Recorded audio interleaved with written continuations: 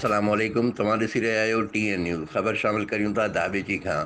कोस्तान जी ज़मीननि ते वालार जो सिलसिलो रुकिजी न सघियो। कोस्तान वासियुनि जो बाअसरनि जी ज़्यादती ख़िलाफ़ एहतिजाज। उन मौक़े ते आलमशेर जोखियो, सब्ज़ अली जोखियो, करीम ज़ाहिद हुसैन जोखियो ऐं ॿियनि दाबेची प्रेस क्लब में साफ़ियनि अॻियां दाईंदे चयो त गुजो भरिसां कोस्तान में क़ाइमु असांजी मारवी ज़री ऐं मालचारे जी ज़मीन ते हितां जे बाअसरनि कराची जे बिल्डरनि सां मिली करे हर रोज़ु ॻोठनि ते चढ़ायूं करे ज़मीन ते कब्ज़े जी कोशिशि करे रहिया आहिनि, जंहिं सबबु असीं सख़्तु ख़ौफ़ में वरितल आहियूं।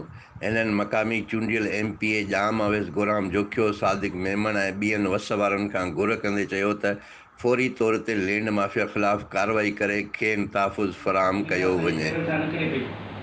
माण्हू कब्ज़ा ग्रुप जेको सो रोज़ ते ज़मीन ते बीठा आहिनि ऐं उन में जेको सो नाला खणंदड़ जी मुख़्तियार पलीजो, कर्नल पलीजो, अब्दुल्ला पलीजो, इहे अहिड़ा हुनजा ठेकेदार ॿिया सभु उन सां मुलसिम कपिननि सां अहिड़ा RO जी कंपनी ऐं जेको सो असां धमकियूं ॾियनि पिया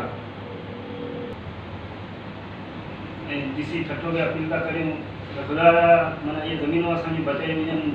भॻवान दादे जूं असांजी ज़मीनूं माना जेको सो हुते जाली खाते ते रिकार्डनि ते ज़मीनूं ते माण्हू सां विकिरो थियनि ऐं जेको सो वॾियूं वॾियूं कंपनियूं पियूं अचनि भेड़ खां पुठियां वरी हाणे असांजे ज़मीन ते काए पिया आहिनि।